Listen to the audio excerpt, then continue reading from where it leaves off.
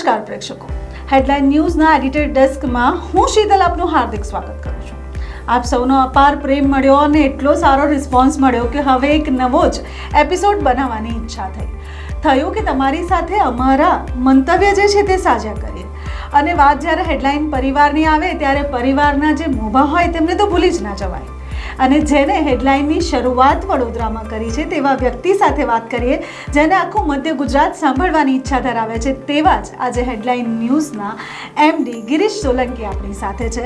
તો સર, આજે આપણી જ ચેનલમાં આજે તમે મારી સાથે પોડકાસ્ટ કરી રહ્યા છો અને દર્શકો જોઈ રહ્યા છે, શું કહેવા માંગશો દર્શકોને? સૌપ્રથમ તો નમસ્કાર દર્શક મિત્રો. આપ સૌનો જે હેડલાઇનને છેલ્લા ટૂંક સમયમાં ઘણો બધો સપોર્ટ મળ્યો છે, સહકાર મળ્યો છે અને આવો નવો સપોર્ટ દિવસે દિવસે આપ આપતા રહો અને અમારી જે કાંઈ ભૂલ હોય બરાબર તે અમે લોકો અમારું ધ્યાન ધરો. એટલે સૌપ્રથમ તો મધ્ય ગુજરાત અને ગુજરાતની તમામ જનતાનો હેડલાઇન વતી હું ખૂબ ખૂબ આભારી છું. જી, સાચી વાત કીધી. જનતા આપણને ખૂબ પ્રેમ કરે છે અને સૌરાષ્ટ્ર તો આખું એ હેડલાઇનને બહુ પ્રેમ કરે છે અને ઓળખે જ છે. અને મધ્ય ગુજરાત પણ આપણા અત્યારે સંપર્કમાં છે અને સારું ચાલી રહ્યું છે. આગળ ક્યાં ક્યાં પહોંચવાની ઈચ્છા છે? હેડલાઇન ક્યાં ક્યાં જોવા મળશે આગળ, તેના વિશે વાત કરીએ. ટૂંક સમયમાં તો અત્યારે અમે રાજકોટ અને વડોદરાથી જે ડેઇલી ઇવનિંગ ન્યૂઝપેપરની એડિશન બહાર પાડી છે બરાબર, લોકોનો બહુ જ સારો પ્રતિભાવ છે અને ટૂંક સમયની અંદર આગામી દિવસોમાં કદાચ 1 થી 2 મહિનાની અંદર સુરતની અંદર પણ આપણે હેડલાઇન ડેઇલી ઇવનિંગની એડિશન ચાલુ કરશું. અમદાવાદમાં બી ચાલુ કરવા, એટલે ગુજરાતના જે 4 મુખ્ય સિટી છે રાજકોટ, સુરત, અમદાવાદ અને વડોદરા, એમાં 2 સિટી ઓલરેડી ચાલુ છે બરાબર. હવે ટૂંક સમયની અંદર આપણે સુરત અને અમદાવાદમાં ચાલુ કરવા જઈ રહ્યા છીએ. સાચી વાત છે સર. જ્યારે પણ અમે લોકો ફિલ્ડ ઉપર જતા હોઈએ, as a anchor, as a reporter જ્યારે જતા હોઈએ ત્યારે સૌથી વધારે ધ્યાન કેન્દ્રિત જે કરતું હોય છે તે છે હેડલાઇન ન્યૂઝની નીચેનું સ્લોગન બિંદાસ બેધડક બોલ. તેના પાછળની સ્ટોરી દર્શકોને જણાવીશું તો ખૂબ આનંદ થશે. અચ્છા, બિંદાસ બેધડક બોલનું મેઇન ધ્યેય તો એ છે કે આપણે હેડલાઇનનો પહેલેથી એક એવું સૂત્ર છે કે તમારે લોકોની જે વાચા છે, લોકોની જે સમસ્યા છે, કોઈ પણ પ્રકારના ડર રાખ્યા વગર જ્યારે હેડલાઇન પાસે કોઈ બી લોકો સમસ્યા લઈને આવે તો આપણે કોઈ પણ જાતના ડર વગર, કોઈ પણ જાતના પ્રેશર વગર, કોઈ બી રાજકીય પક્ષ હોય, કોઈની જ્ઞાતિ, જાતિ, ધર્મના ભેદભાવ વગર બિંદાસ બેધડકથી આપણે લોકો વતી પ્રશાસન સુધી પહોંચીએ છીએ. અને એના માટે આપણે સ્લોગન આપ્યું છે કે બિંદાસ બેધડક બોલ. જી હા, અને જનતાનો અવાજ તો આપણે બની જ ચૂક્યા છે અને આગળ પણ અમદાવાદ અને સુરતમાં બનવા જઈ રહ્યા છે. હવે વાત કરીએ ઇલેક્શનની. આવી રહ્યું છે ઇલેક્શન અને આજે પ્રથમ તબક્કાની મતદાન પણ થઈ રહ્યું છે, દિવસ પૂરો થવા આવ્યો છે. શું લાગે છે આ વખતે આ જે ચૂંટણી રસાકસીની થઈ રહી છે તેમાં તમારું શું કહેવું છે? અત્યારે તો આજથી એક તો દેશભરમાં પ્રથમ તબક્કાનું મતદાન ચાલુ થઈ ગયું છે. આગામી 7મી મે આપણે ગુજરાતની 26 લોકસભાની જે બેઠકો છે એનું મતદાન યોજાવાનું છે. તો અત્યારે ખરેખર દરેક રાજકીય પાર્ટીઓ બરાબર ખાસ કરીને જોરશોરથી પોતપોતાના પ્રચારમાં લાગ્યા છે.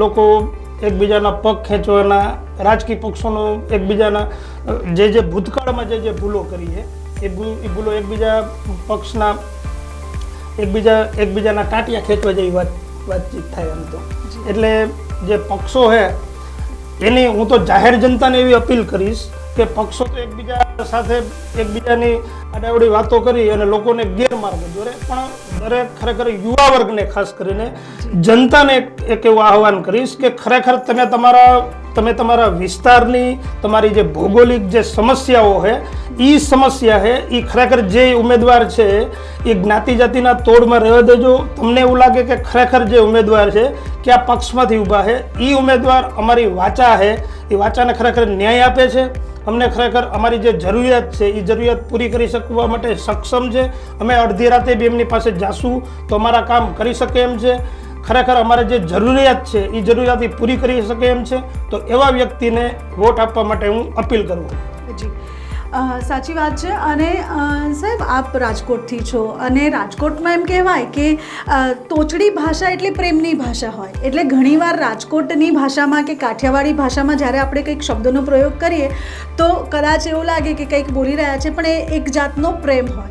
તો રૂપાલાનો વિવાદ અત્યારે ચાલી રહ્યો છે અને સમગ્ર દેશભરમાં વાણી વિલાસની વાતો થઈ રહી છે. તે સમયે કદાચ આપને રૂપાલા વિશે કંઈ કહેવું હોય કે પછી ક્ષત્રિય સમાજ વિશે કંઈ કહેવું હોય તો આપ શું કહેશો?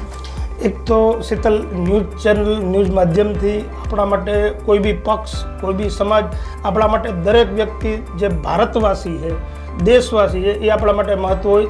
આ બધું એક તોડજોડની રાજનીતિ છે, એની અંદર અમે પડવા કે આપણી ચેનલને પડવું બી નહીં જોઈએ. આપણું એક કામ એવું છે કે જે સાચી હકીકત છે એ લોકો સુધી પહોંચાડવાની.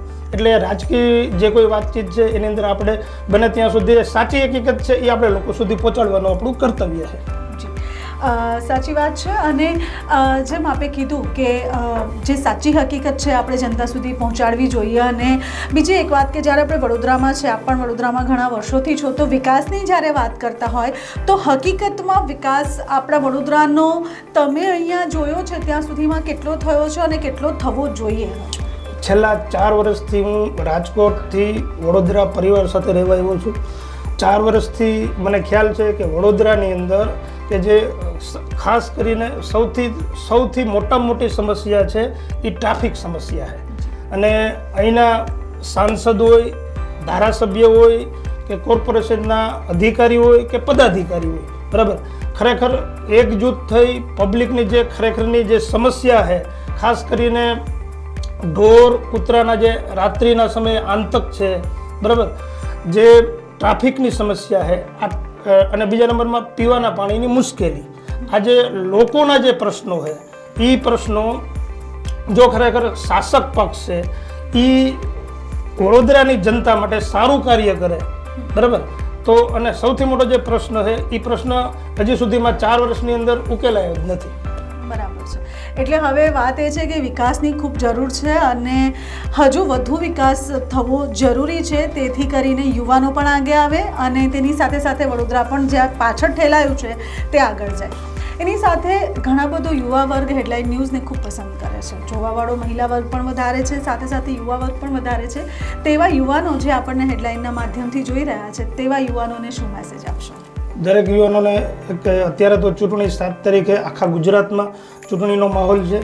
દરેક યુવા મતદારો, વડીલ મતદારો, બધાને હું એક ખરેખર હેડલાઇનના માધ્યમથી એક અપીલ કરું છું કે ખરેખર જે ઉમેદવાર તમારા વિસ્તારની અંદર જે ઊભા છે, સાથે સાથે 5 વિધાનસભાની પેટા ચૂંટણી ઊભી છે, એટલે દરેક યુવા વર્ગ અને દરેક મતદારને હું એવી વિનંતી કરીશ કે ખરેખર તમારા જે ઉમેદવાર ઊભા છે, ઉમેદવાર તમારા વિસ્તારની જે જરૂરિયાત છે એ જરૂરિયાત સંતોષી શકે છે કે નહીં. તમે કોઈ જ્ઞાતિ જાતિ કે કોઈ પક્ષાંતરથી દૂર રહી સાચો વ્યક્તિ છે, ખરેખર સાચો વ્યક્તિ છે, એવા વ્યક્તિને મતદાન કરવું જોઈએ. સાથે છેલ્લા જતાં જતાં એક એ પણ વાત કરીશ કે આપણે એક મુહિમ ચલાવી છે હેડલાઇન ન્યૂઝની કે તમારા જે પણ પ્રશ્નો હોય તે અમારી પાસે લઈને આવો ને અમે એ પ્રશ્નને સોલ્વ કરવામાં તમારી મદદ કરીશું અને જે સરકાર છે તેને સુધી આ પ્રશ્નોને અમે પહોંચાડીશું. તો એ તમારા મગજમાં કઈ રીતે વિચાર આવ્યો કે જનતાના પ્રશ્નોનો અવાજ આપણે બનવું જોઈએ, તેના વિશે આજે થોડી ચર્ચા કરી લઈએ.